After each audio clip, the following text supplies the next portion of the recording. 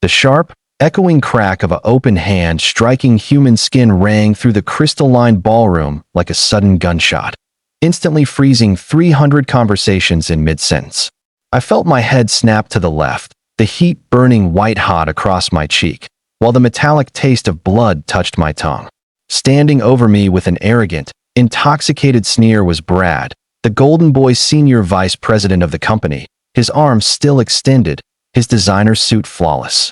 By his side stood Clara, my wife of 6 years, holding a glass of champagne, her eyes cold and her lips curled into a smirk of pure disdain. Brad leaned down, his voice echoing in the dead silence of the room as he spat out that I was nothing but a pathetic, freeloading parasite who didn't belong in a room full of real men. Clara stepped closer, placed her hand gently on Brad's arm, and whispered for him not to waste his energy on a nobody like me. The room filled with cruel, quiet giggles from executives and high society elites who assumed I was just a misplaced, low-level employee who had stepped out of line. What neither Brad, nor Clara, nor anyone else in that opulent hall realized was that the papers had been finalized at 5 o'clock that very afternoon. They had no idea that the mysterious billionaire trust that had just bought out 90% of the company's shares, making me the absolute owner of every floor, every asset, and every single contract in this building, was sitting right in front of them on the floor. Welcome to HeartNest Stories, where love, betrayal, and unforgettable life lessons unfold. If you're new here, don't forget to subscribe and join our family for more stories of truth, resilience, and ultimate justice. Now, let's dive into today's story. To understand how I ended up on the cold marble floor of the Grand Plaza Hotel ballroom, receiving a public beatdown from my wife's secret lover, you have to understand the 6 years that came before it. When Clara and I first got married, we had nothing. We lived in a cramped, one-bedroom apartment on the outskirts of the city where the radiator clanked all night and the rain leaked through the corner of the ceiling.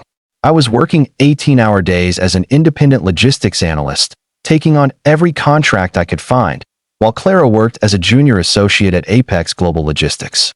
In those early days, we shared simple dreams. We sat on our secondhand couch, eating takeaway noodles, dreaming of the day we could buy a home with a garden, travel the world, and live comfortably without checking our bank accounts every time we bought groceries. That I loved Clara with a fierce, unwavering devotion. Every dollar I made, every extra hour of sleep I sacrificed, was aimed at building a wall of security around our future. Over time, my private consulting firm began to take off quietly. I wasn't the kind of man who boasted about money.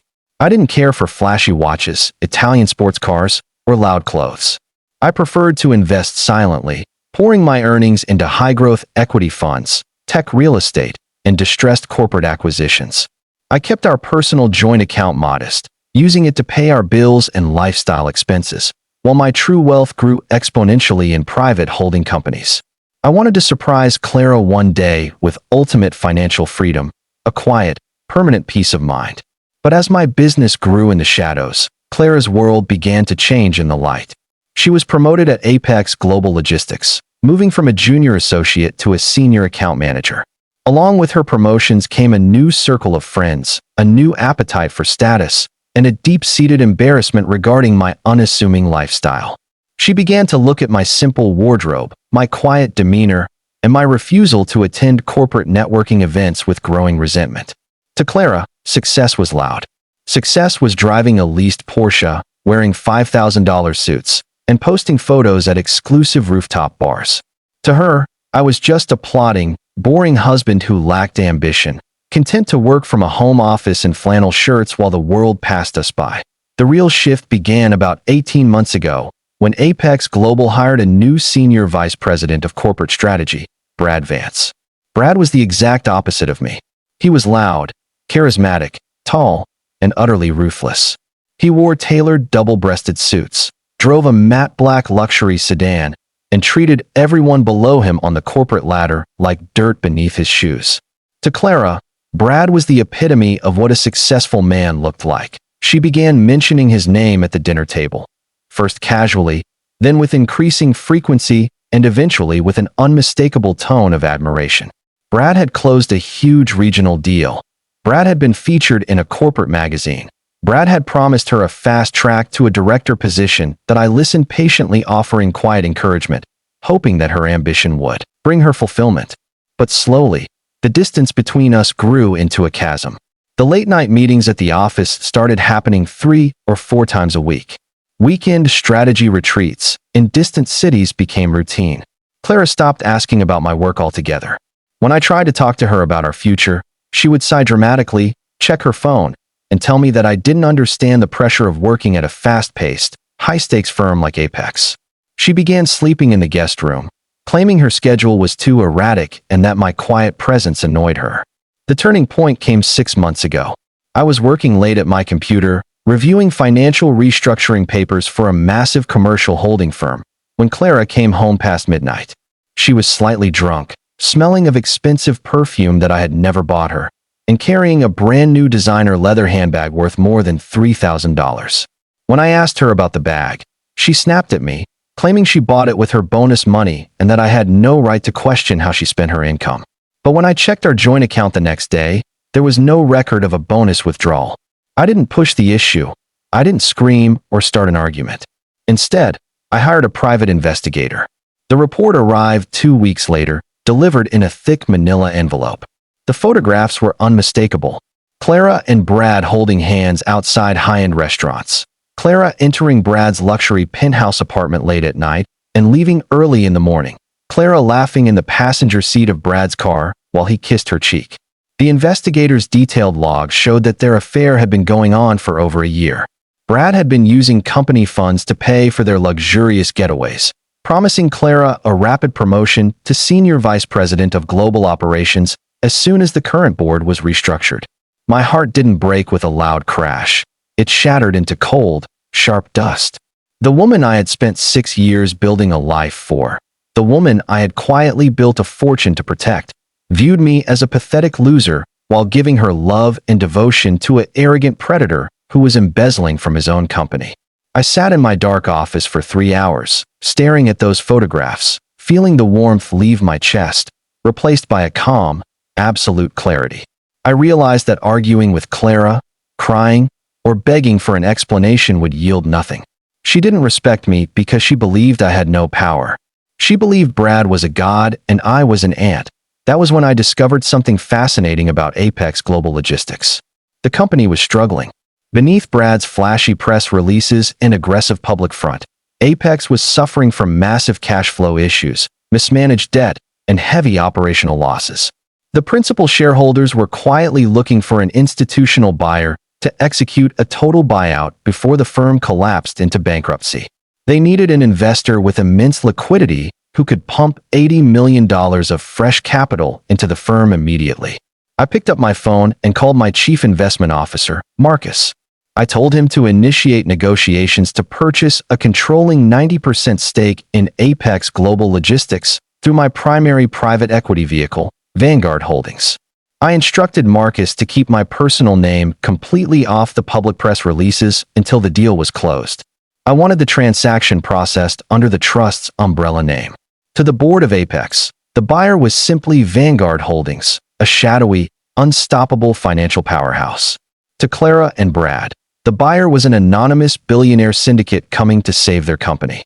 Over the next 4 months, while Brad bragged around the office about how he was personally guiding Apex into a new era of prosperity, I was quietly signing the paperwork to buy his entire existence. I watched Clara come home every evening with a smug look of superiority, completely oblivious to the fact that every paycheck she earned, every expense account Brad abused, and every floor of the building she walked on was slowly passing into my total ownership. She treated me with increasing contempt, barely speaking 2 words to me, treating our home like a hotel room where she temporarily parked her luggage. 3 weeks ago, Apex Global announced internally that the buyout was complete. Vanguard Holdings had officially acquired 90% of the equity, acquiring total voting control, board authority, and the right to restructure all executive staff with immediate effect. The entire company was in an uproar of excitement and nervous energy. Brad spent every day boasting to his subordinates, including Clara, that the new owner was undoubtedly a high-powered Wall Street titan who would surely recognize Brad's genius and promote him to Chief Executive Officer. To celebrate the acquisition, Apex Global organized a grand welcome gala at the city's most luxurious venue, the Grand Plaza Hotel Ballroom. Attendance was mandatory for all senior management, board members, and executive staff. Clara came home 2 days before the party, looking at me with a mixture of annoyance and condescension. She dropped a heavy, formal invitation onto the kitchen counter and told me that spouse attendance was required by corporate protocol, but she made her expectations crystal clear. She told me that I was to dress in whatever plain suit I owned, stay in the background, keep my mouth shut, and not embarrass her in front of her colleagues or her powerful superiors. She explicitly said that Brad would be hosting the event alongside the board, and she didn't want my unimpressive presence drawing awkward questions from executive leadership. I looked at the invitation, then looked up at my wife. I saw no affection in her eyes, no warm memories, no gratitude for the years we had shared, only cold ambition and shame. I simply nodded, smiled softly, and told her that I wouldn't miss it for the world. On the night of the gala, Clara left 2 hours early in an Uber, claiming she needed to arrive early with Brad to oversee the staging and VIP reception. I took my time. I showered, shaved, and put on a bespoke charcoal suit crafted by a master tailor in London, a suit I had owned for months but had never worn in front of her. I adjusted my silk tie, slipped my silver cuff links into place, and had my private chauffeur drop me off at the main entrance of the Grand Plaza Hotel. When I walked through the double glass doors into the grand ballroom, the atmosphere was breathtaking. Golden light washed down from massive crystal chandeliers, reflecting off polished marble floors. A chamber orchestra played softly in the corner, and waiters in pristine white gloves glided through the crowd, carrying silver trays of vintage champagne and caviar canapes. Hundreds of people, corporate executives, wealthy investors, city politicians, and Apex staff, were dressed in evening gowns and tuxedos, laughing and networking in hushed, refined tones. I picked up a glass of sparkling water from a tray and stood quietly near the side of the ballroom, observing the room. It didn't take long to spot Clara and Brad. They were standing near the center of the room, surrounded by a small group of mid-level managers who were eagerly hanging on Brad's every word. Brad was holding court, gesturing wildly with a glass of scotch, his face flushed with arrogance and alcohol. Clara was standing dangerously close to him, her arm brushing against his suit jacket, laughing loudly at his mediocre jokes. She looked stunning in a deep red velvet gown, but to me, she looked like a stranger, a person consumed by an illusion of power that was about to shatter into 1,000 pieces. As I stood there watching, Brad's eyes swept across the room and landed on me. His eyebrows pulled together in annoyance. He whispered something to Clara, who turned her head, saw me standing by the marble column, and let out an audible gasp of irritation. She immediately detached herself from the group and marched across the polished floor toward me, her heels clicking angrily against the marble. Brad followed closely behind her, a dark sneer spreading across his face. Clara stopped 2 feet in front of me, her hands on her hips, her eyes flashing with anger. She asked me what on earth I was doing standing there like a lost puppy, asking why I had dressed up in a suit that looked like I was trying too hard to fit into a world where I clearly didn't belong. She told me that this was a high-level corporate event for influential people, not a gathering for a low-tier consultant who spent his days staring at spreadsheets in a small spare bedroom. She demanded that I go sit at the table in the very back near the kitchen doors and stay out of sight until the speeches were over. Before I could answer, Brad stepped into my personal space. He was half an inch taller than me and used his physical presence to try to intimidate me. He put his hands in his pockets, leaned in close, and smirked directly into my face. He told me that Clara had told him all about me, that I was a boring, weak-willed husband who couldn't even provide his wife with a decent lifestyle. He scoffed, looking down at my shoes, and said that a man who couldn't satisfy or impress his own woman had no business showing his face in a room full of high achievers. He raised his voice slightly, intentionally drawing the attention of nearby executives, and told me that if I had any dignity left I would turn around, walk out those doors, and go home to cook dinner like a good little house husband. The surrounding guests began to pause, turning their heads to watch the drama unfold. That I didn't raise my voice, that I didn't get angry, that I looked Brad dead in the eye, took a small sip of my water, and calmly told him that he should focus on doing his job instead of worrying about my marriage. Especially considering that his personal expense reports and unauthorized trips were currently undergoing a forensic audit. That was the spark that lit the powder keg. Brad's face turned bright red, the arrogance instantly boiling over into unchecked rage. He realized that several board members were watching the interaction. To save face and assert his dominant authority in front of Clara and his colleagues, Brad snapped. Without warning, he pulled his hand back and struck me across the face with full force. The crack echoed through the massive ballroom. My head snapped to the side, and the force of the blow knocked me off balance, sending me down onto one knee against the cold marble floor. My glass shattered on the tiles, sending water and glass fragments scattering across the floor. White heat burned across my left cheek, and a small trickle of blood began to seep from the corner of my lip where my teeth had cut the inside of my mouth. The ballroom dropped into complete, terrifying silence. The orchestra stopped playing. Hundreds of eyes locked onto the scene. Clara didn't rush to help me. She didn't display a single second of horror or regret. Instead, she took a step back, looked down at me with cold indifference, and let out a light, mocking chuckle. Brad stood over me, flexing his fingers, his chest heaving with arrogant pride. He looked around the silent room, raised his hands in a mocking bow, and loudly announced that that was what happened when a nobody forgot his place in a room built by winners. He stepped forward, placed the toe of his expensive leather shoe against my shoulder, and told me to get off the floor and crawl out of his sight before he had security throw me into the street like garbage. I lay there for 5 long seconds, feeling the coldness of the marble against my palm. I pulled out a crisp white linen handkerchief from my suit pocket, raised it to my mouth, and gently dabbed away the small drop of blood from my lip. I looked at Clara. She met my gaze with a smug, dismissive smirk, convinced that this was the moment I was finally broken, that this was the moment her boring husband was utterly erased from her glamorous new world. Slowly, calmly, I pushed myself up off the floor. I didn't scramble. I didn't look flustered. I stood up to my full height, straightened my posture, and smoothed down the front of my charcoal jacket. I adjusted my tie, folded my handkerchief neatly, and placed it back in my pocket. I looked at Brad, whose smirk faltered slightly at my complete lack of fear or tears. I looked at Clara, whose confidence faltered for a fraction of a second at the icy, unyielding calm in my eyes. Before Brad could say another word, the microphone on the grand stage at the front of the ballroom chimed loudly, echoing through the speakers.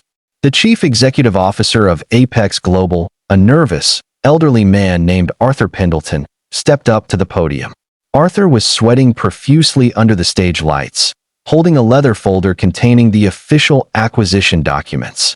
He cleared his throat into the microphone, his voice trembling slightly as he spoke to the crowd. He announced that the moment everyone had been waiting for had arrived. He stated that the formal presentation of the new majority owner and chairman of the board of Apex Global Logistics was about to begin. He explained that Vanguard Holdings had officially completed the transaction, purchasing 90% of the firm's outstanding shares and injecting $80 million of capital to save the business from impending liquidation. Brad's face immediately brightened. He forgot all about me, turned his back on me, and smoothed his tie, whispering to Clara that this was his moment. He stepped toward the stage, clearly intending to be the first executive to shake the hand of the incoming billionaire owner. Clara adjusted her dress, her eyes shining with greed, ready to stand beside Brad as he took his place at the top of the corporate hierarchy. Arthur Pendleton leaned into the microphone and announced that it was his absolute honor to introduce the founder, sole trustee, and new chairman of Apex Global Logistics, Mr. Ethan Vance. The name hung in the air of the ballroom like a heavy thunderclap.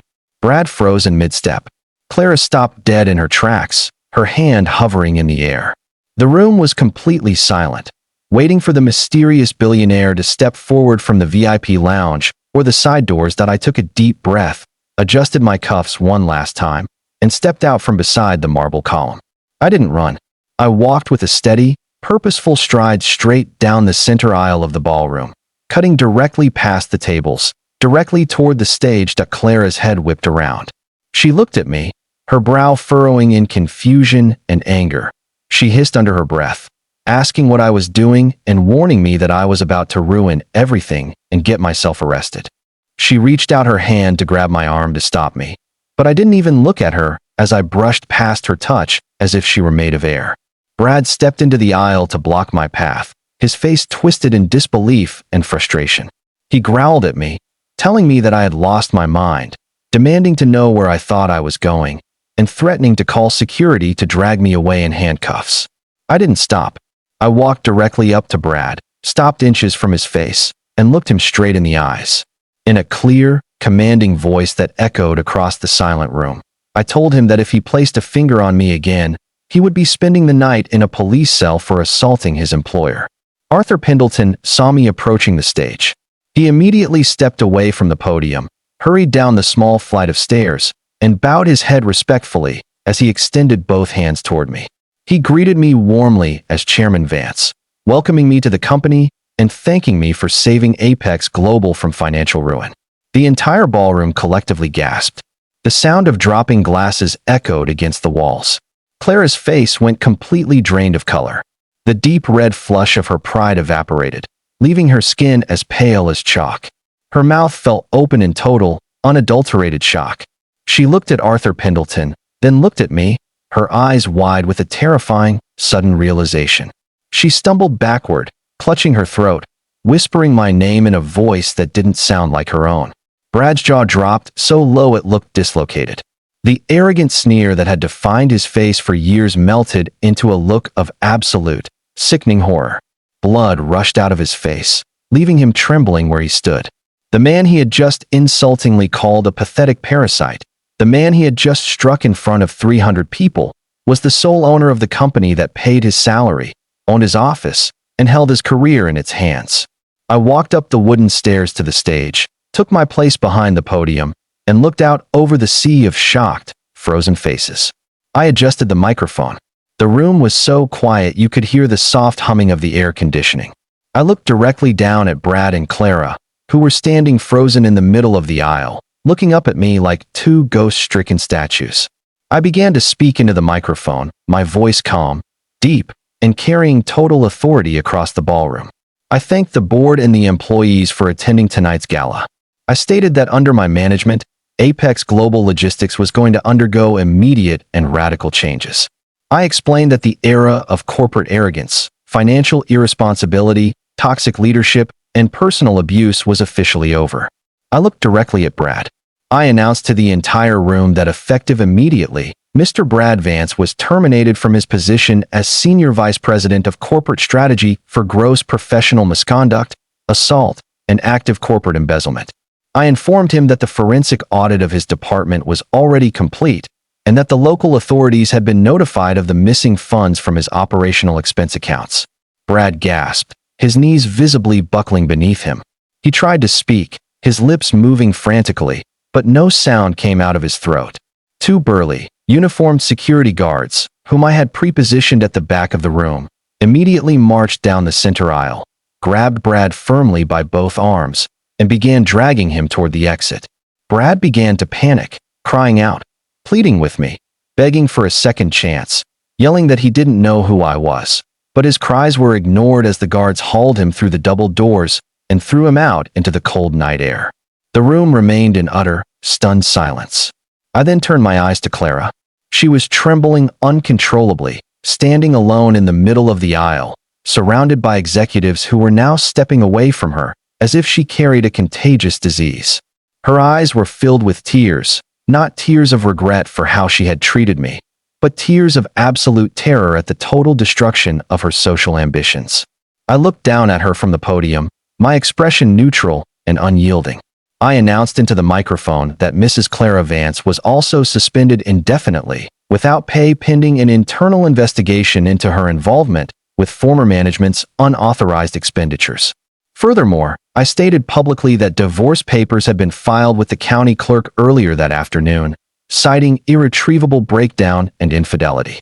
Clara burst into heavy, desperate sobs. She took a step toward the stage, reaching her hands out toward me, crying out my name, begging me to listen to her, telling me that she was sorry, that she had been confused, that she still loved me, and that we could fix this together. She pleaded with me not to throw away our 6 years of marriage over a mistake. I looked at her without a trace of anger or hatred in my heart, only profound pity. I told her softly into the microphone that she had made her choice long before tonight. She had chosen status over loyalty, noise over substance, and a tyrant over a partner. I told her that the house she was living in had been placed into a corporate trust, and that her personal belongings would be packed and delivered to her mother's house by noon the following day. I turned back to the rest of the audience, smiled warmly, and invited everyone to enjoy the rest of the evening, drink the fine champagne, and look forward to a bright, transparent, and respectful future at Apex Global.